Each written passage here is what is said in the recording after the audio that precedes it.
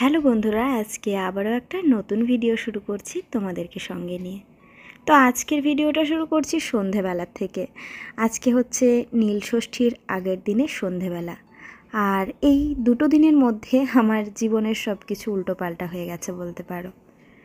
তো পুরো ভিডিওটা দেখতে থাকো আর আস্তে আস্তে সব কিছুই তোমাদের সাথে শেয়ার করব। আর আশা করছি অন্যান্য দিনের মতো আজকের ভিডিওটিও তোমাদের ভালো লাগবে। তো এই ক্যাবিনেটটা জাস্ট এই মাত্রই আর কি আসলো, তো এটাকে এখন পরিষ্কার করে ফেলছি। তারপর এটাকে গুছিয়ে নেব, কারণ এরই মধ্যে বেশ কিছু ঘটনা ঘটে গেছে। আমার ফ্রিজটা আগের দিনে ক্লিনিং তোমাদেরকে দেখিয়েছিলাম, আর তারপরে ফ্রিজটা দেখি হঠাৎই বন্ধ। ফ্রিজের সমস্ত জিনিস ঘেমে গেছে আর ফ্রিজটা দেখি বন্ধ হয়ে গেছে। তো সেটা থেকে ভাবলাম যে কিছু একটা সমস্যা হয়তো হয়েছে। তো রাত্রে যেহেতু চোখে পড়েছিল, তার জন্য ফ্রিজটা আমি রাত্রেবেলায় বন্ধ করে দিই। তো তারপরে সকালবেলায় উঠে যথারীতি আবারও ফ্রিজটি অন করি আর দেখি যে না, ফ্রিজটা কোনোভাবেই টানছে না। তো বুঝলাম যে একটা ঘোরতর প্রবলেম হয়েছে। যাই হোক, মিস্ত্রি ডাকা হলো আর তারপরে ডেকে উনি আর কি অনেক কিছু চেঞ্জ করলেন, এবং তারপরে উনি বললেন যে এটাতে কমসে কম 7 থেকে 8 হাজার টাকা খরচ আছে, পুরো প্রসেসিংটা চেঞ্জ করতে হবে। আর সমস্যা খুঁজতে খুঁজতে যেটা ধরা পড়লো সেটা একটা অদ্ভুত সমস্যা। ফ্রিজের ওপরের পোর্শনে যে কভারটা থাকে তার নিচে শোলা থাকে ফ্রিজটাকে ঠান্ডা করার জন্য। তো সেই শোলাটা দেখছি পুরো গুঁড়ো হয়ে গেছে, ডাস্ট হয়ে গেছে, এমনকি ফ্রিজের ভেতরে পুরো পিঁপড়ে যাচ্ছে। তো এটা দেখে না আমি অবাক হয়ে গেলাম যে ওই ভেতরে ওই জায়গায় পিঁপড়ে যায় কী করে, এবং ফ্রিজের সমস্ত জায়গা ড্রেন পাইপ থেকে এভরিথিং সব জায়গায় পিঁপড়ের বাসা। তো এটা দেখে সত্যি আমি ভীষণভাবে চমকে উঠেছিলাম। তোমাদেরকে আমি ছবিটা এখানে দিয়ে দিচ্ছি, দেখো তোমরা ফ্রিজটার কী অবস্থা হয়েছিল। তো আমরা বললাম যে ঠিক আছে, আপনি এমনভাবে সারুন যেন কম টাকায় হয়ে যায় অথচ ফ্রিজটা চলে। তো সেই অনুযায়ী আর কি উনি সারলেন আর সামান্য কিছু টাকা আমাদের কাছে নিলেন। তারপরে আমরা ডিসিশন নিয়ে নিই যে আমরা একটা ফ্রিজ নিয়ে আসব। তো এই করে আর কি ফ্রিজ নিয়ে আসলাম। তো ফ্রিজ নিয়ে আসার পরে যে ঘটনাটা ঘটলো সেটা একটা অদ্ভুত ঘটনা। ফ্রিজটা যেখানে ছিল মানে রান্নাঘরে, সেই জায়গায় ফ্রিজ ঢুকলো না। এরপরে তো মাথায় হাত, একটা বড় ফ্রিজ এনেছি, এরপর সেটা যদি নিজের জায়গায় না যায় তো আমার বাড়িতে তো আর কোনো স্পেস নেই আলাদা করে, যেহেতু কোয়ার্টার সরকারি বাড়িতে থাকি। তো সেই ক্ষেত্রে প্রচণ্ড একটা সমস্যার মধ্যে পড়ে গেলাম। ফ্রিজটাকে কোনো ক্রমে আমি ছোট ঘরের মধ্যে রাখলাম, আর তারপরে দেখলাম ছোট ঘর পুরো বন্ধ হয়ে গেল। তো ছোট রুমে একটা আলমারি ছিল যেটাতে আর কি আমার হাজব্যান্ডের, আমার ছেলের, ওদের জামা কাপড় থাকতো, সাথে কিছু বাড়িতে পরার জামা কাপড় থাকতো। তো সেটাকে ভাবলাম যে ওটাকে ট্রান্সফারের ব্যবস্থা করতে হবে। তো মাকে ফোন করলাম, মা বলল যে ঠিক আছে, মায়েরও একটা আলমারি লাগতো, তো মা আর কি ওটা নেবে, তাহলে মা ওখান থেকে পয়সা দিয়ে দেবে, আমি একটা আলমারি নেব। এই করে তারপরের দিনের যুদ্ধ, সমস্ত আলমারি খালি করে তারপরে আমি আবার সেটাকে বাপের বাড়িতে পাঠাই। আর সেই জামা কাপড় সমস্ত ছোট ঘরে যে ছোট্ট খাটটা রয়েছে সেটার ওপর রাখা হয়। তারপরে আবার এই সন্ধ্যাবেলায় গিয়ে আমরা এই আলমারিটা নিয়ে আসলাম আর সেই সমস্ত কিছু গোছানো কমপ্লিট করলাম। এখন এসেছে সবজি বাজার। তো এই বড় স্ট্রাগেলটা খুব তাড়াতাড়ির মধ্যে ঘটে যায়নি, 3 দিন ধরে হয়েছে ব্যাপারটা। তাই তোমাদের সাথে টুকরো টুকরো করে একটু একটু শেয়ার করলাম। বাট এগুলো যে দেখতে গেছি, কিনেছি, এগুলো যে তোমাদের সাথে শেয়ার করব, মানসিকতা সেরকম থাকেনি। সব কিছু যেন কেমন টেনশনের মধ্যে দিয়ে হয়ে গেল। তো যাই হোক, এখন অনেকটা ভালো লাগছে, ঘরটাকে নতুন নতুন লাগছে, আর মনে হচ্ছে আমি আবারও নতুন করে সংসার করছি। তো এটার ফিলিংসটা সত্যি একদমই অন্য রকমের। আর এই যে ফ্রিজটা এক্ষুনি ওপেনিং বলতে ভেতরে বেশ কিছু টুকটাক জিনিসপত্র রাখা হয়েছে, তবে এই নিচের যে আলু পেঁয়াজের জায়গাটা সেটা আর কি এখনও কিছু রাখা হয়নি। তো ছেলেকে একটুখানি আনন্দ দেওয়ার জন্য বললাম যে চল তাহলে তুই এটা রাখবি। আসলে আমরা যে ফার্নিচার দেখতে গেছি বা ফ্রিজ দেখতে গেছি সেই টাইমে হয় ও স্কুলে ছিল আর নচেত টিউশনে ছিল। কারণ ওই যে বললাম, প্রি প্ল্যান্ড কোনো জিনিসই নয়, পুরোটাই হঠকারিতার বশে, আর সাথে গেল এতগুলো টাকা। তো সব কিছু মিলে একটা পাজলড হয়েই ছিলাম। তো যাই হোক, যা হয় ভালোর জন্য হয়, ভগবান যা করে মঙ্গলের জন্য করে, এই কথাতে আমরা সত্যি বিশ্বাসী। আর এই কথায় বিশ্বাসী বলেই কোনো জিনিসেই আঘাতটা কম পাই বলতে পারো। তো এখানে আমি দুটো পেপার দিয়ে দিচ্ছি, নিচে যে আলু পেঁয়াজ রাখার র্যাকটা, আর এতে করে আমার অনেক সুবিধে হলো। সুবিধে বলতে আমার আলু পেঁয়াজগুলো সব এই ফ্রিজের তলাটায় ধরে যাবে। আর সাথে করে ওই ঘরটাতেও একটু চেঞ্জ হয়েছে, মানে রান্নাঘরে। তো সব কিছু মিলে একটা নতুনত্ব ব্যাপার, কাজে একটা অন্য রকমেরই উদ্যম, এনার্জি, ঘুম নেই বললেই চলে। মানে শরীরের থেকে ঘুম যেন কোথায় উবে গেছে আর কি। শুধুই মনে হচ্ছে কাজ করি, এটা গোছাই ওটা গোছাই, তো বেশ ভালো লাগে না। আর দেখবে যখন নতুন সংসার হয় আমাদের, মানে কোথাও থেকে কোথাও শিফটিং হই বা একটা কোনো জিনিস আমাদের নতুন আসে, তো সেই ক্ষেত্রে কাজের একটা এনার্জিটা ডাবল হয়ে যায়। তো এতগুলো জিনিস একসাথে হয়ে গেছে বলে আমার বলতে পারো অনেকটা এনার্জি বেড়ে গেছে কাজের। যাই হোক, এরপরের থেকে তোমরা একটু অন্য রকমেরই ভিডিও পাবে, কারণ আগে একটা রুমের মধ্যে ছিলাম যেখানে আর কি সমস্ত জিনিসপত্র অন্যরকমভাবে ছিল, আবারও সব কিছু চেঞ্জ হয়েছে। তো তোমরাও ভিডিওর মধ্যে একটা পরিবর্তন তো দেখতেই পারবে, আর আশা করছি তোমাদের ভালো লাগবে। তো স্টিকার ছিল, স্টিকার বলতে ওই যে সেলোটেপ টাইপের, তো সেটা আর কি গোটা ফ্রিজের মধ্যে ছিল, সেগুলোকে এখন ছাড়ানোর চেষ্টা চলছে। বাট এমনভাবেই সেলোটেপ লাগানো আছে, মনে হচ্ছে যে ফ্রিজের ভেতরের ওগুলোকেও চুরি করে নেবে বোধহয়, মানে খুলতে এতটা অসুবিধা হচ্ছে। তো এই নতুন যে কভারটা আগের দিনেই পুরনো ফ্রিজটাতে দিলাম, আর আজকে নতুন ফ্রিজে। আসলে দেবো না করে আগের দিনে পুরনো ফ্রিজটাই দিলাম, তখন তো আর জানি না যে ফ্রিজটা আমার থাকবে না। আর কি বলতো, পুরনো জিনিসে একটা মায়া তো অন্যরকমেরই থাকে। তো মনটা সত্যি খুব খারাপ লাগছিল যখন ফ্রিজটা নিয়ে গেল, মানে পুরনো ফ্রিজটা দোকানে এক্সচেঞ্জ হয়ে গেল, ওখান থেকে 4,000 টাকা মতো মাইনাস করে দিল।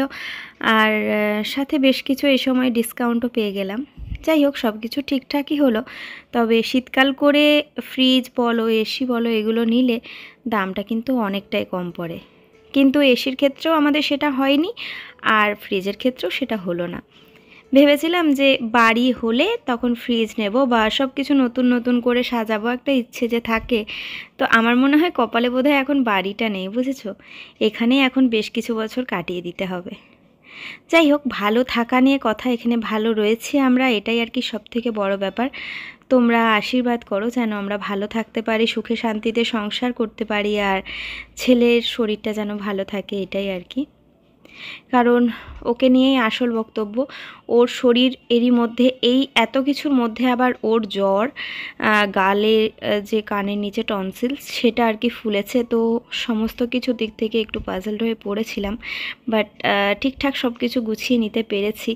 এটার এনার্জি অনেকটা বলতে পারো ইউটিউব থেকে আসে আমার, কারণ তোমরা আমার ভিডিও এত ভালোবেসে দেখো, তো সেই ক্ষেত্রে আমার তো অন্য রকমেরই একটা এনার্জি কাজ করে।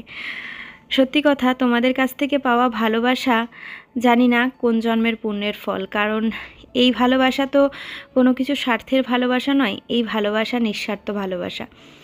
আর এই ভালোবাসা যে পায়নি সে এর মানে মধুটা বুঝবে না, যারা পেয়েছে তারাই একমাত্র এর মধুটা বুঝতে পারবে। যখন একটা সুন্দর কমেন্ট আসে ওই পার থেকে, তখন মনে হয় আমার বোধহয় কোনো কাছের মানুষ আমাকে এই কথাটা বলছে। আর যখন কেউ কোনো কিছু শিক্ষা দেয়, তো সত্যি কথায় সেটাও ভীষণ ভালো লাগে, জানো তো। তো এই সবজি রাখার বক্সগুলো মোটামুটি বলতে পারো 15 দিন আগে এসেছে, জানো তো। এই এই আজ রাখবো কাল রাখবো, এই করব, ফ্রিজটা পরিষ্কার করব, এই করতে করতে মানে এগুলো রাখাই হয়নি। আসলে এদের না নতুন ফ্রিজে যাওয়ারই ইচ্ছে ছিল, তার জন্যই বলতে পারো এই ব্যাপারটা ঘটেছে।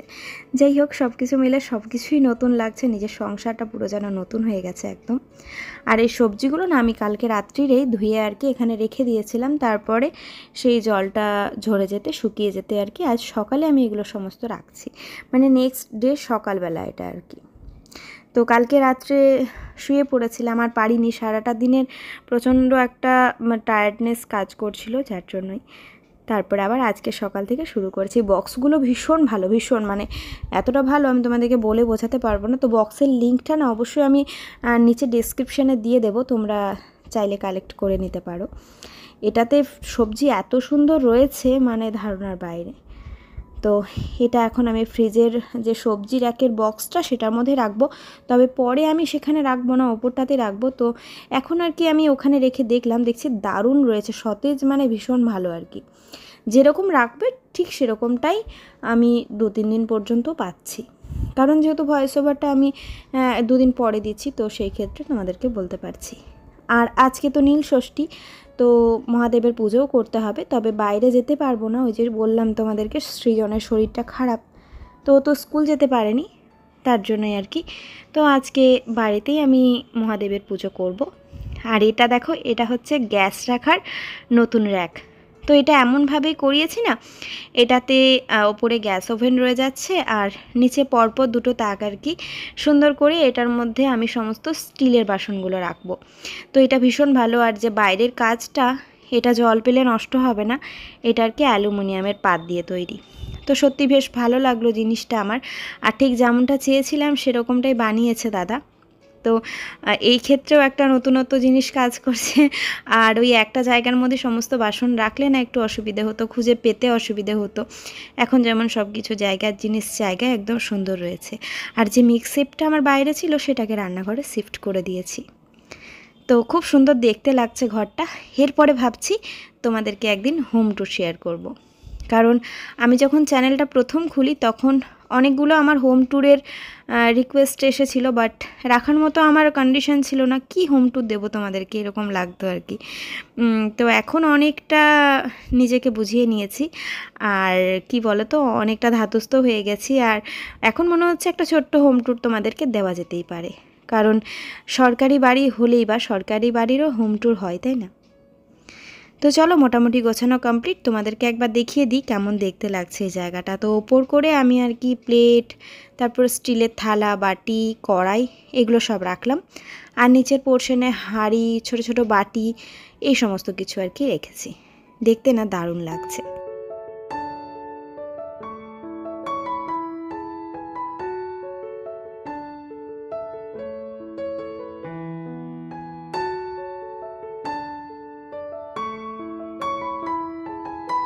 এরপর স্নান করে মহাদেবের পুজো করে নিয়েছি।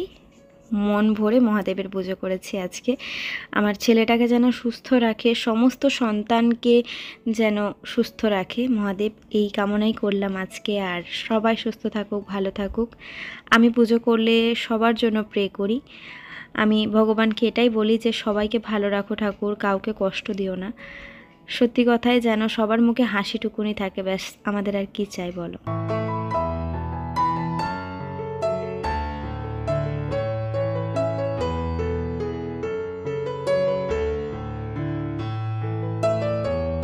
আজকে সকাল দিকে ওই মিষ্টি ফল একটু খেয়ে নিয়েছিলাম। এখন বিকেলবেলা করে আর কি একটু ঘুগনি বানাচ্ছি।